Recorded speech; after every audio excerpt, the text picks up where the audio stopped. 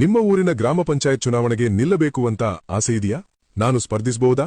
ಯಾರಿಗೆ ಅವಕಾಶ ಇದೆ? ಮೀಸಲಾತಿ ಹೇಗಾಗ್ತದೆ ಅಂತ ಗೊಂದಲ ಇದ್ರೆ ಈ ವಿಡಿಯೋ ಪೂರ್ಣವಾಗಿ ನೋಡಿ. ಏಕೆಂದ್ರೆ ಇವತ್ತು ನಾವು ಗ್ರಾಮ ಪಂಚಾಯತ್ ಚುನಾವಣೆಗೆ ಸ್ಪರ್ಧಿಸಲು ಅರ್ಹತೆಗಳು, ಯಾರು ನಿಲ್ಲಬಹುದು ಯಾರು ನಿಲ್ಲಲು ಸಾಧ್ಯವಿಲ್ಲ, ಮೀಸಲಾತಿ ನಿಯಮಗಳು, ಎಸ್ಸಿ ಎಸ್ಟಿ ಒಬಿಸಿ ವುಮೆನ್ಗೆ ಎಷ್ಟಿರುತ್ತೆ ಎಲ್ಲವನ್ನೂ ಸರಳ ಕನ್ನಡದಲ್ಲಿ ನೋಡೋಣ. ಗ್ರಾಮ ಪಂಚಾಯತ್ ಚುನಾವಣೆಗೆ ಅರ್ಹತೆಗಳು. ಮೊದಲು ಅರ್ಹತೆ ಬಗ್ಗೆ ಸ್ಪಷ್ಟವಾಗಿ ತಿಳಿಯೋಣ. 1. ಭಾರತೀಯ ನಾಗರಿಕರಾಗಿರಬೇಕು. ಗ್ರಾಮ ಪಂಚಾಯತ್ ಚುನಾವಣೆಗೆ ಸ್ಪರ್ಧಿಸೋಕೆ ಭಾರತದ ನಾಗರಿಕರಾಗಿರೋದು ಕಡ್ಡಾಯ. 2.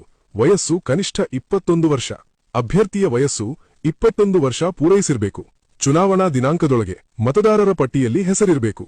ನೀವು ಯಾವ ವಾರ್ಡ್ನಿಂದ ಸ್ಪರ್ಧಿಸ್ತೀರೋ ಆ ವಾರ್ಡ್ನ ಮತದಾರರ ಪಟ್ಟಿಯಲ್ಲಿ ನಿಮ್ಮ ಹೆಸರು ಇರಲೇಬೇಕು. 4. ಬೇರೆ ಊರಿನವರಿಗೂ ಅವಕಾಶ ಇದೆಯಾ? ಹೌದು, ಇದೆ. ದೇಶದ ಯಾವುದೇ ಭಾಗದ ವ್ಯಕ್ತಿ ಗ್ರಾಮ ಪಂಚಾಯತ್ ಚುನಾವಣೆಗೆ ಸ್ಪರ್ಧಿಸಬಹುದು. ಆದ್ರೆ ಒಂದು ಷರತ್ತಿದೆ. ಆ ವಾರ್ಡ್ನ ಮತದಾರರಾಗಿರುವ ಒಬ್ಬ ವ್ಯಕ್ತಿ ನಿಮ್ಮನ್ನು ಸೂಚಕ ಆಗಿ ಅನುಮೋದಿಸಬೇಕು. ಸೂಚಕನ ಹೆಸರು ಅದೇ ವಾರ್ಡ್ನ ಮತದಾರರ ಪಟ್ಟಿಯಲ್ಲಿ ಕಡ್ಡಾಯವಾಗಿ ಇರಬೇಕು. ಇದು ತುಂಬಾ ಜನರಿಗೆ ಗೊತ್ತಿರಲ್ಲ. 5.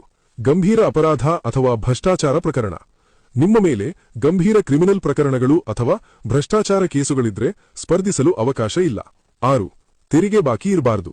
ಗ್ರಾಮ ಪಂಚಾಯತ್, ತಾಲೂಕು ಪಂಚಾಯತ್, ಜಿಲ್ಲಾ ಪಂಚಾಯತ್ ಈ ಮೂರಕ್ಕೂ ಸಂಬಂಧಿಸಿದಂತೆ ಯಾವುದೇ ತೆರಿಗೆ ಬಾಕಿ ಇರಬಾರದು.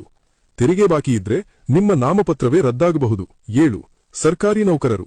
ಸರ್ಕಾರಿ ನೌಕರರು ನೇರವಾಗಿ ಸ್ಪರ್ಧಿಸಲು ಸಾಧ್ಯವಿಲ್ಲ. ಮೊದಲು ಸೇವೆಯಿಂದ ರಾಜೀನಾಮೆ ಕೊಟ್ಟ ನಂತರ ಮಾತ್ರ ಸ್ಪರ್ಧಿಸಲು ಅವಕಾಶ. 8.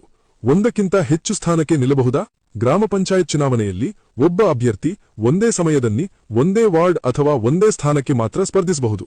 ಒಂದಕ್ಕಿಂತ ಹೆಚ್ಚು ವಾರ್ಡ್ಗಳಲ್ಲಿ ಅಥವಾ ಒಂದಕ್ಕಿಂತ ಹೆಚ್ಚು ಸ್ಥಾನಗಳಿಗೆ ಒಂದೇ ಸಮಯದಲ್ಲಿ ನಾಮಪತ್ರ ಸಲ್ಲಿಸಲು ಅವಕಾಶ ಇಲ್ಲ. ಇದು ಪಂಚಾಯತ್ ರಾಜ್ ಕಾಯ್ದೆ ಮತ್ತು ಚುನಾವಣಾ ಆಯೋಗದ ನಿಯಮಾವಳಿ ಪ್ರಕಾರ ಕಡ್ಡಾಯ ನಿಯಮವಾಗಿದೆ. ಅರ್ಹತೆ ಕಳೆದುಕೊಂಡವರು.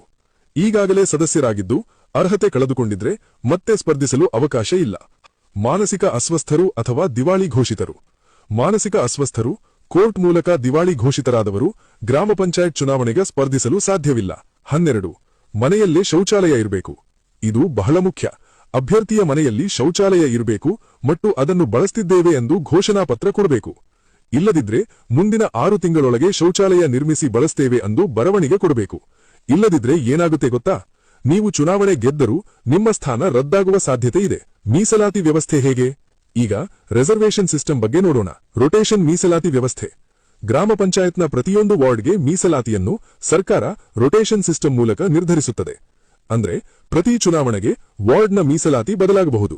ಸಾಮಾನ್ಯ ವಾರ್ಡ್, ಜನರಲ್ ವಾರ್ಡ್ನಲ್ಲಿ ಯಾರು ಬೇಕಾದರೂ ಸ್ಪರ್ಧಿಸಬಹುದು. ಮಹಿಳಾ ಮೀಸಲಾತಿ 50%. ಪಂಚಾಯತ್ ರಾಜ್ ಕಾಯ್ದೆ ಪ್ರಕಾರ ಒಟ್ಟು ಸ್ಥಾನಗಳ 50% ಮಹಿಳೆಯರಿಗೆ ಮೀಸಲು. ಅದು ಎಸ್ಸಿ ಎಸ್ಟಿ ಒಬಿಸಿ ಜನರಲ್ ಎಲ್ಲಾ ವರ್ಗಗಳಲ್ಲೂ ಅನ್ವಯಿಸುತ್ತದೆ. ಎಸ್ಸಿ ಎಸ್ಟಿ ಒಬಿಸಿ ಮೀಸಲಾತಿ. ಎಸ್ಸಿ ಎಸ್ಟಿ ಒಬಿಸಿಗೆ ಮೀಸಲಾದ ವಾರ್ಡ್ಗಳಲ್ಲಿ ಅದೇ ವರ್ಗದವರು ಮಾತ್ರ ಸ್ಪರ್ಧಿಸಬೇಕು. ಬೇರೆ ಯಾರಿಗೂ ಅವಕಾಶ ಇಲ್ಲ.